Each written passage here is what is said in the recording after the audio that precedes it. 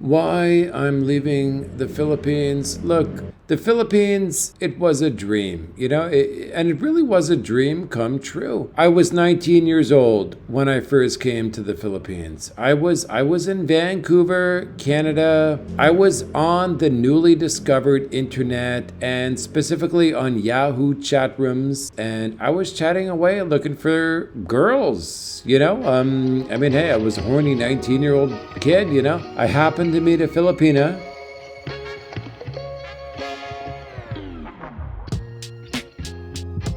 who also lived in Vancouver. I was 19 years old. She was 24, or so she said. It turned out she was actually 30. She lowered her age sort of publicly, you could say, because she preferred a younger guy.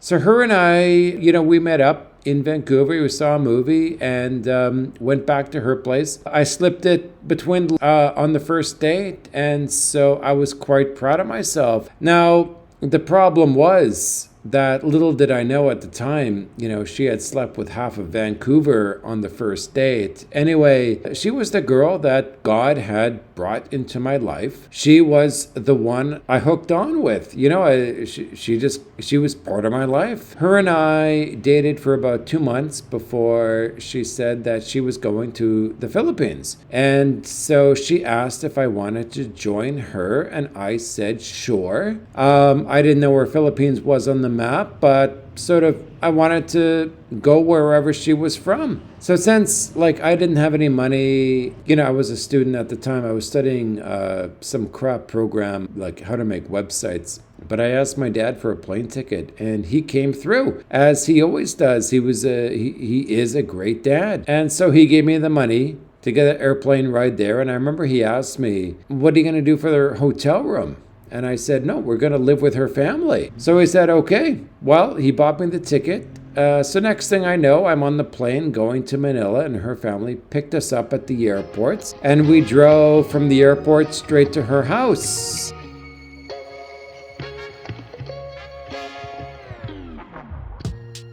And for me, it was love at first sight regarding me and the Philippines. I thought, the Philippines was the greatest place in the world. I just loved the vibe of the Philippines. I was 19, it was 1998, and I really, one big reason I fell in love with the Philippines was the attention I got from the girls. I just walked around the barangay or the mall, the malls. The girls were constantly looking at me like they might be holding hands with their boyfriend, right? But they're still sort of looking at Scotty Boy. I remember being in the movie theater with my girlfriend, and she went to the bathroom. And so she came out of the bathroom, and her and I were going down the escalator in the SM Mall in Caloocan. And she said to me that the girls in there were looking in the mirror, and they were talking about the foreign boy, me, who was outside. I was waiting for my girlfriend, but they were talking about me like, did you see the foreign guy outside? Like, this is Philippines in 1998, folks. Anyway, I was just walking around the barangay, the malls. The girls were always looking at me, and I never got attention from girls at home. So this really hit the spot for me. It's like something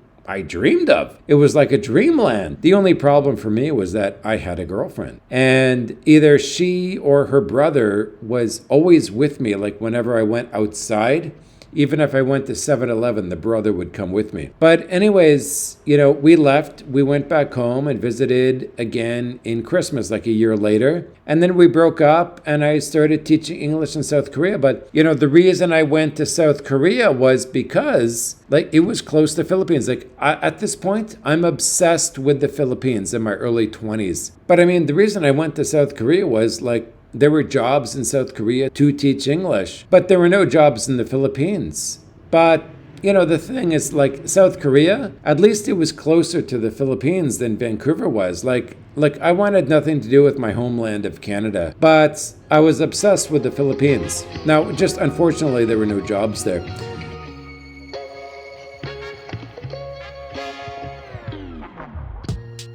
So while I was in South Korea, my main goal was to meet a Filipino. So I went on the Yahoo chat to meet a Filipina. Same when I met the original Filipina who introduced me to the Philippines. I was on the Yahoo chat. So Yahoo chats were like the main thing in these early 2000s. But the thing is, like, now I'm in South Korea. And there were plenty of like overseas, what they call OFWs, like overseas Filipino workers in the Philippines. They were working mainly in the factories there in the provinces of South Korea, and I met one. So I mean, since the internet was available, I went on the forums. Like at the time, they didn't really have dating sites, right? They didn't really exist as I knew of. And like, guess what happened? So I'm on the forums there, which were quite popular at the time, and I met a Filipina. I met this Filipina, but something weird happened. So I'll tell you about this, what exactly weird happened with this Filipina who was overseas.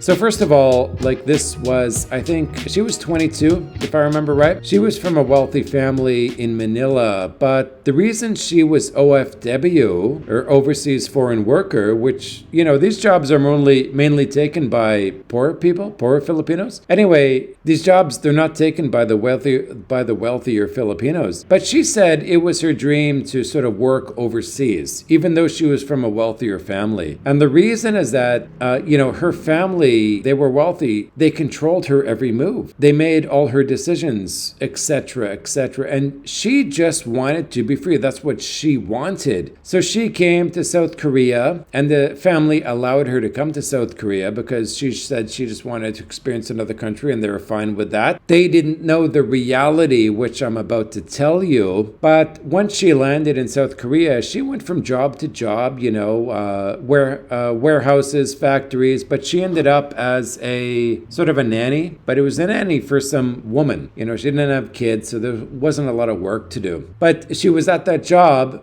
when I met her online on the online forums. Now, here's the weird thing, okay? Her and I were chatting before, you know, the meeting. And since I had a Filipino girlfriend before in Vancouver, before going to South Korea, I had learned some Tagalog, okay? Or you could say like pieces of Tagalog. And since I had spoken some Tagalog online as we were chatting, she had assumed for some reason, for some unbeknownst reason of herself, that I was a Filipino guy born in Canada. That's what she just assumed. And so when we first met, like we met at the entrance of a mall in Seoul, Korea, and she was very unresponsive and she was surprised. I just assumed she didn't like me, right? I mean, it was obvious to me at the time that she didn't like me. But, you know, we hung out and we walked around. We continued to hang out for that day, and we went to the mall and the bookstore, etc. Very innocent stuff. And then I can't remember if it was like that date, that very first date, or if it was like the next date. But it was either the first date or the next date. Like we just went to a love motel and we got it going on. And I remember, well, I'll talk about that later. And like, you know,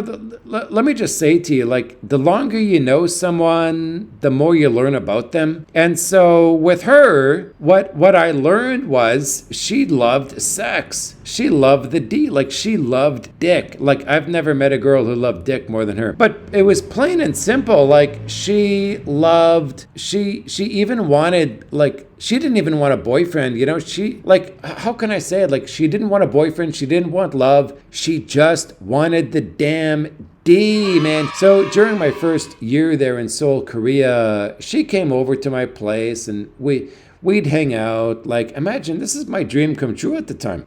But I mean, that was that. She'd come over, we'd hang out, she'd spend the night at my place. She just wanted the D all the time. I never met a hornier girl. Even until now, it's been 25 years since I knew that girl. Let's see, that was when I met her is 2001, is 2000, yeah, like 24 years. But, you know, when you combine like my first trip to the Philippines and second trip, like I've been there twice, like I was loving it. You know, and even more than like meeting a great Filipina there in Korea, like it just built this like feeling like First time I loved the Philippines. Second time I loved the Philippines even more. Now I'm in South Korea and I got a Filipino girlfriend and she loving the deal. Like I'm liking this girl. Like Philippines is kind of like this dream that lives in my head. But what happened was that the Philippines, it lived inside of me like a dream that I couldn't fulfill. It's like I just could never get enough of the Philippines. There was just more things I wanted to do in the Philippines, but I couldn't. I had a job in Korea,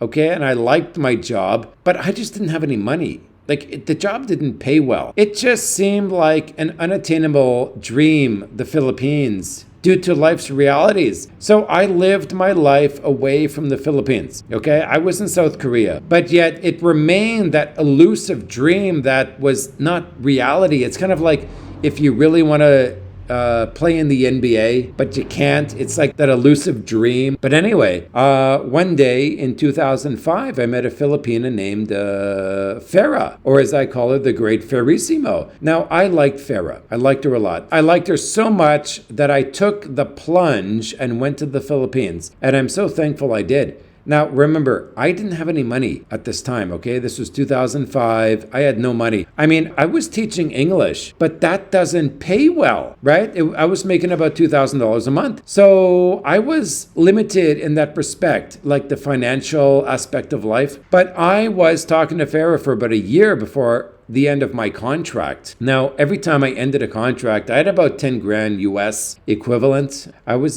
teaching English in South Korea, and it's a year-by-year contract. Anyway, the year ends. I'm free as a bird because the year ended. So as my contract ended, I took my first trip to Pattaya, Thailand. Then I went to Shanghai to check it out. And then I went to Manila because I wanted to meet the great Farah.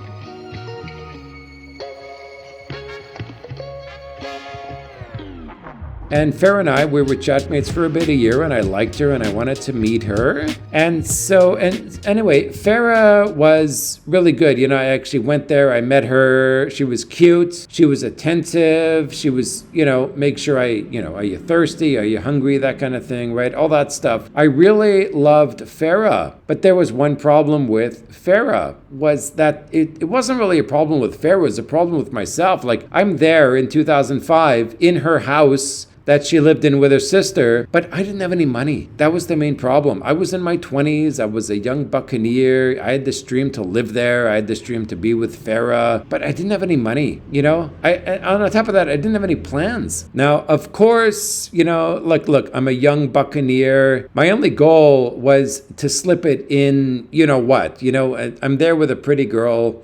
I'm a young, horny guy. I wanted to slip it between her legs. I didn't plan on falling in love with Farah. Like, when I went there, my goal was to sleep with Farah. I didn't plan on actually falling in love with her, which I did. I did fall in love with her. I didn't have any plan of what I would do if I would fall in love with her, but I did fall in love with her. So here I was. I was a young buccaneer in love here in the Philippines, but the problem was, my big crutch was I have no money and I had no plan. So her sister was a teacher at a private school there in Manila. This was 2005, and this school needed an English teacher. It was an international school with a lot of Koreans and Filipinos mainly. And so they wanted to start an ESL for the Koreans. Perfect for me, right place at the right time. So things were looking perfect. I was looking forward to this interview, getting the job. But anyway, I had an interview with this foreign manager. He was sort of managing the school. He was a foreigner. He was from the UK, and he was married to a Filipina. Now remember, this was 2005, so this was 20 years ago. So after the interview with the UK guy, the manager guy, he said to me, let me talk with the upper management. I'm patient. I'm going to wait. This is my dream job. So he later said to me, he got back to me and he said, I got the job, but I got to marry my girlfriend. I guess they didn't want to process any work visas at that time. Not for my level, I wasn't a high level technical government worker kind of guy. I wasn't important, so they didn't want to process my work visa because I guess it was too much work for them. But, I didn't really, but the problem was I didn't really want to marry my girlfriend.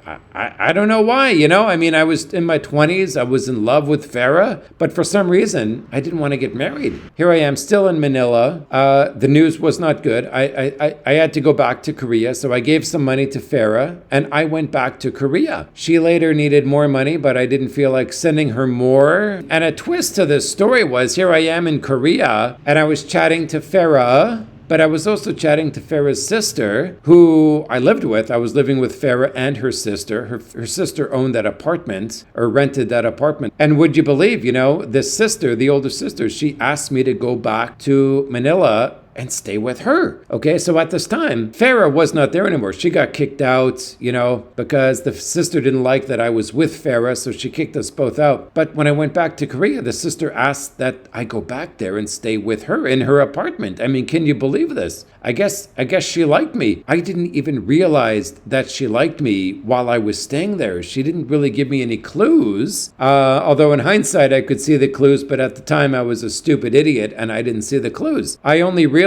that she liked me when she told me directly when we were chatting online, with the sister. Anyways, I was stuck in a new job there at this moment, in Korea, and by then, I couldn't go back. But I thought, dang, that would have been a hell of a lot of fun. I bang Farah, and then I go back and I bang her sister. Anyway, not ethical, but it was fun. It would have been fun. Anyway, after the year 2005, I got hooked up on Pattaya, Thailand, and I started going to Thailand as often as I could, sometimes twice a year. This was sort of between the years of 2005 to 2015. Pattaya was like my new obsession for that 10-year span, that 10-year window, right? But then I met a girl online named Nicelle, who was from Cagayan de Oro in Mindanao. So I went to see her in 2009, just before the pandemic hit. So during that visit, I was in the Philippines for 5 months, like month by month in different cities, right? It didn't work out with Nacelle, but 2019 to 2020, the pandemic hit, and so I go home. I went home. I was in Angeles City, and then I flew directly home. I didn't really understand at the time what was happening before the pandemic. And also at the time, I was completely out of money. So it was kind of the perfect timing. But yeah, at the time I went back home to Vancouver, and then sort of right away, I got a job in South Korea, again, teaching English. So during the pandemic, I was in South Korea teaching. And then, it was 2022. Time went by, the pandemic ended, and I was done my contract, and I went back to the Philippines.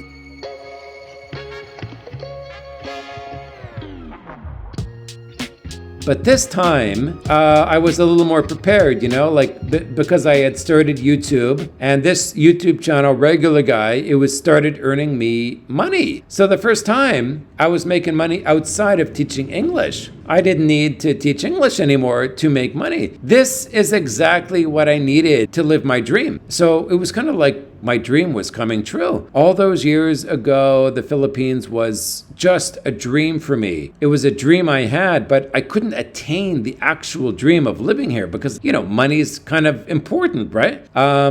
Specifically, the dream was to live in the Philippines, not just visit until my money ran out, as I had done before. That's not living. You have stress about money while supposedly on vacation. That's not living. And also, it's like I'm living my dream, and then I have to go back to the cold, rainy reality of life. I wanted to just stay here, live my dream here, live and die here in the Philippines, live my life here. But this YouTube channel enabled me to actually live here. It's because of this YouTube channel that I'm here right now, full time, without going home, without having to go back to my quote job. On top of that, this enabled me to go beyond my dream, which was travel around the Philippines. Like, that is beyond my dream. Like, before my YouTube, it was kind of my dream to just live in the Philippines. Even if I'm living off mangoes and coconuts up in the mountains, that was my dream. But because I had YouTube, I could actually live beyond my dreams. Like before YouTube, I had zero money coming in. I was living off savings. And so that's why I had to live as cheap as possible. But with YouTube, I was able to live here and also travel around the Philippines, which was really a dream. It was a dream I did not even consider becoming a reality. Because, like, let's not push it kind of thing, you know? Like, I would have been happy just living in the province, living off mangoes and coconuts. But okay, let's change the topic here, folks. Here is the catch.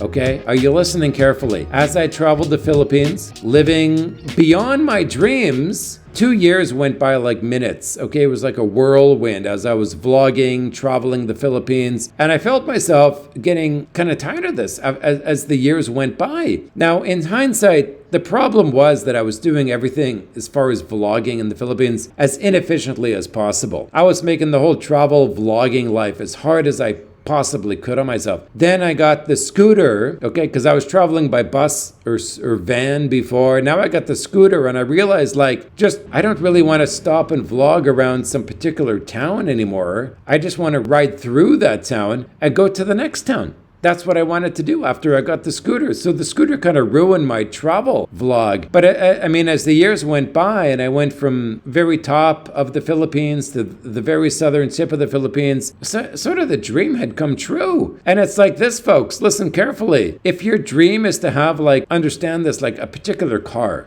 your dream is to have a Lamborghini, then you get that car, you have a high, you feel a high, like you're on cocaine, you know? You feel this high.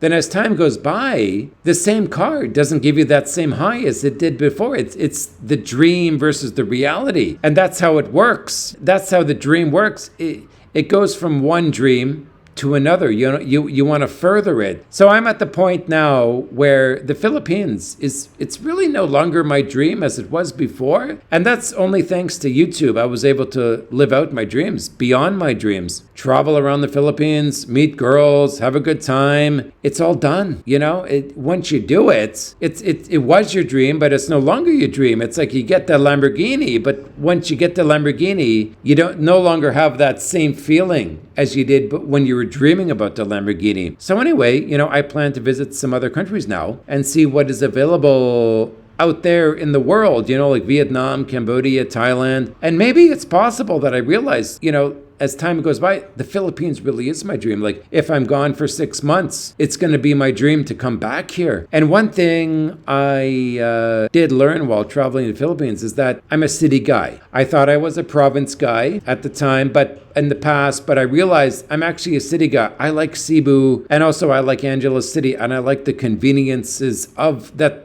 the city brings. So those are my two main cities that if I decide to come back and live in the Philippines, it will be either of those cities, either Angeles or Cebu. If I had to project forward in time, okay, I will probably be living in Cebu while taking trips to Angeles for, 2 weeks here and there while having, a full-time place there in Cebu. And the reason I choose Cebu is just logistically, it is the best city from a logistical standpoint. It is Manila, but it's got blue ocean water nearby. But I mean, the reason I choose Cebu is logistically. It's just the best city from a logistics standpoint. Angeles is just an accommodating place to live. People connect Angeles with Walking Street, right? The red light district. But the reality is that like one single street, Walking Street is one single street in a very large city, right? Angeles is not Walking Street. It's just there. It's an option. You can go there and check out the girls if you want to. But anyway, both Angeles and Cebu are my favorite cities. So the reason I'm leaving the Philippines is because my dream became a reality and the reality faded. I admit the reality faded as it became a reality. But the Philippines was really the greatest thing that ever happened to my life, I got to admit. So I'm very thankful to my first girlfriend back in 1998. She introduced me to the Philippines, which set my life on a very different course. Although, it didn't work out with that first girlfriend, she did plant a seed in me that has been growing from 1998 to 2005, and it sort of came to roost. Unbeknownst to my very first girlfriend, she doesn't know I'm here right now. She doesn't know the seed she planted in my head. But I'm on my final 3 months here in the Philippines. I got 3 more months here. And I hope to visit her old house, the same house I stayed at in 1998. I hope to visit that house again. Now, that family, they have sort of fallen apart, unfortunately. Like when I was there in 1998, it was one big happy family, playing mahjong, singing karaoke together, and the extended family coming over to celebrate, whatever the holiday was. It was the perfect family. But since that time, since 1998, the family patriarchs have all died. And what I realized was that these people, these family patriarchs, the mom, the dad, the eldest brother, they sort of held the family together, but they all died. And after they died, it was like war over the land and the title and, the inheritance. It's just not the same today as it was then, this family. So the only thing constant in life is change, right? And it will be interesting for myself what happens as I travel more of Southeast Asia, Vietnam, Cambodia, Thailand, Laos, Indonesia. Those are the 5 countries I plan to spend a month in.